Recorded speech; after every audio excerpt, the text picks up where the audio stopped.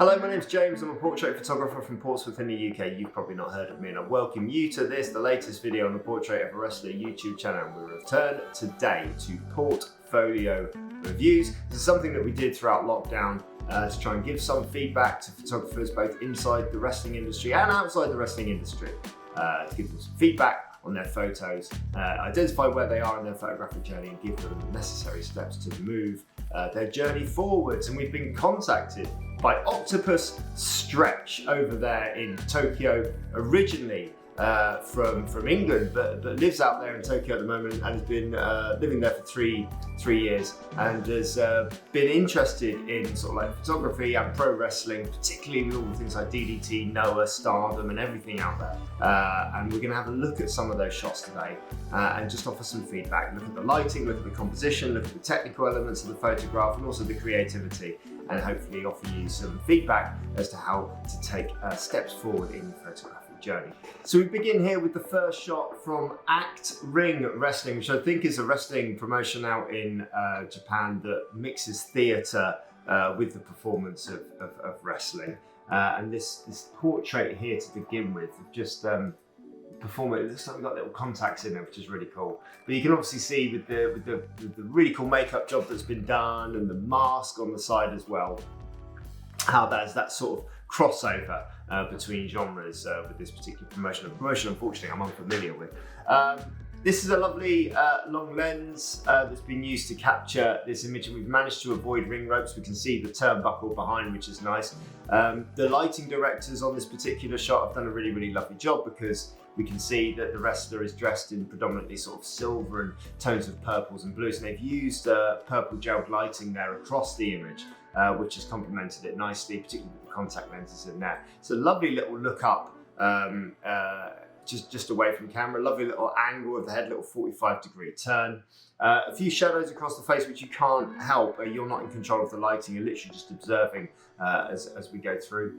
Potentially, the turnbuckle gives it context in the background here, but ultimately it does serve as a bit of a distraction, so that could be taken out in Photoshop with this little distracting element here on the right hand side as well. But a really lovely observed portrait, good close focus in on the eyes as well. The eyes are always, generally, not always, but generally we're always looking to focus on the eyes in the photographs, and yeah, lovely little capture there. The next shot here is of the Best of Super Juniors final. I understand that there's been a mask lost in the transition of the match here.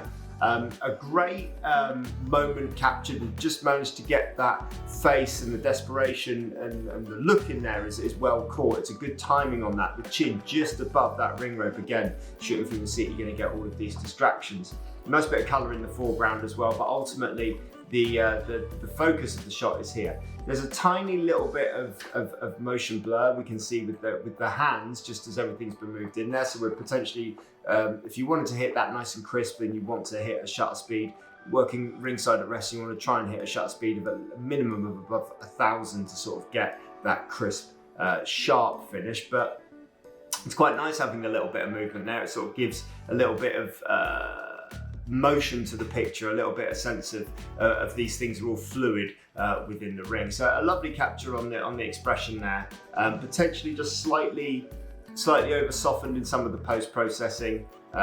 Wrestling's quite a rugged sort of raw thing, so it's okay to show some of the grind and some of the detail there.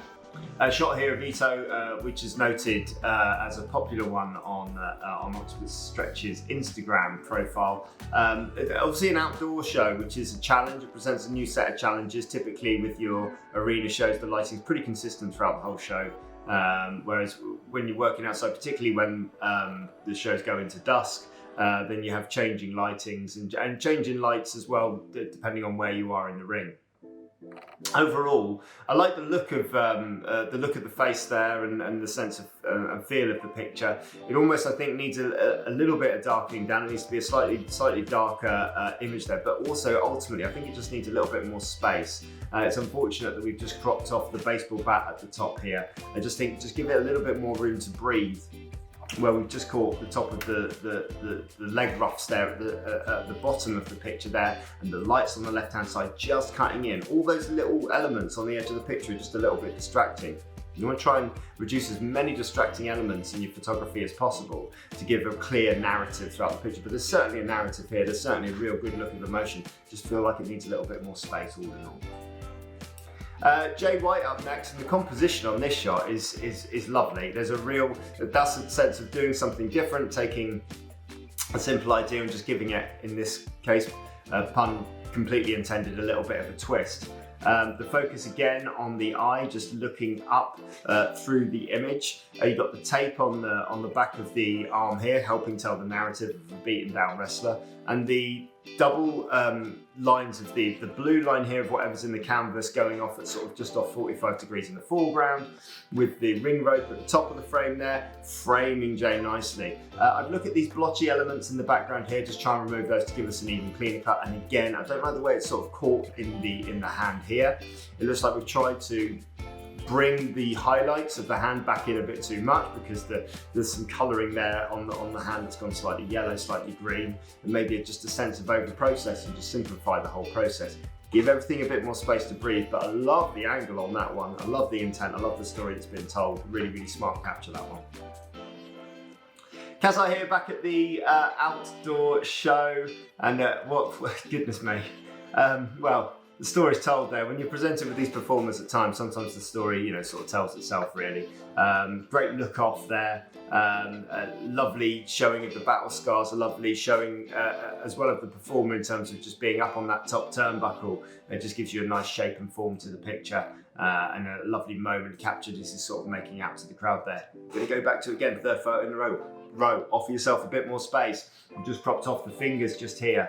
There's a time and a place to go in nice and close. You want to try and look at those edges of your frames and look at what edges am I taking in, what edges am I taking out, what edges are distracting, what edges should I be keeping in. But good use of the natural light with the slight kicker light on the side here coming from the ring apron. Lovely and well balanced out really, that shot. Lots of colour in this one here with Konami.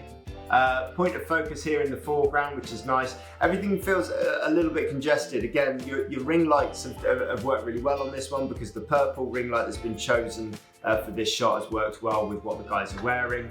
I almost feel like it's a bit of a missed moment. I like the way that they're both sort of working off each other in terms of the angles, but again, it feels a little bit congested. And my interest is actually going to the performer in the background, the more colourful performer really, and it's kind of distracting from the sharper image that we've caught in the foreground. But again, the balance of the settings that you've used in camera has been used to good effect. A good way to get both elements a little bit sharper is to use an aperture of a higher number to go up above f11, f16, f22. Those sort of numbers really typical with landscape photography, but they can be used at ringside work to sort of draw your elements into multiple elements that you want to see. Typically though, you're going quite wide because I know it's low light and you want to capture things quite fast. I typically say like get rid of that spot on the left hand side, but I quite like it. It sort of helps sort of tell the narrative, but I would get rid of that spot on the left hand side because everything else is so dark behind. Again, it feels slightly over processed, feels slightly over softened in terms of the skin tones. Don't be afraid to go sharp. Don't be afraid to show off all of the detail in the picture. A good showing off there of the jacket as well and all the gold, really making that sparkle. You can run a few dodge tools over that in Photoshop and just really bring it out if you want, as you can with the hair as well. Really just get some of that element of hair and make that image pop off of the canvas really. And again, the hands cropped at the bottom. Let's just give ourselves a bit more space. Let's just go a little bit. You can always come in close later on. Go out wide to begin with, and try and capture as much detail as possible, really, and then make the cropping decision, albeit a slight one, trying to get it right in camera as much as possible. But slight cropping decisions can be made if you kept everything in. This is well caught. This is where the background has really lent itself well to framing the object in the foreground. Lots of opposing lines in the background, really interesting, but they're all out of focus because we've used a nice wide aperture, which I love. A great look towards the ring there. You can tell sometimes The lens quality can sometimes be improved. One of those things is sort of like round the edge of the subject here, where it goes super highlight. You might get sort of funny colours, and we've kind of got that with these strains of pinks and blues there, where the lens hasn't been able to quite handle the highlights that have been hit on the back of the neck there. But that's just a lens issue. That's just, you get different quality lenses for different quality jobs, and it's a very, very minor criticism. Good work with the tassels there to get them caught in the movement, giving that sense of flow to the picture. It's just a little bit top heavy maybe. You just lose just half an inch off of the top, but really good use of colour to frame this lovely white jacketed sort of adorned wrestler in the foreground. So yeah, I love that capture. Good moment in the match again. In terms of like, there's obviously an element of the match, an element of competitiveness which is going down. We want to try and again, I think, just go a little wider when we actually look at the proportions of this shot and what is of interest and what isn't of interest in this shot. Ultimately, the body in the foreground provides us some sense of context, but it is sort of adopting a lot of the frame space in terms of percentage.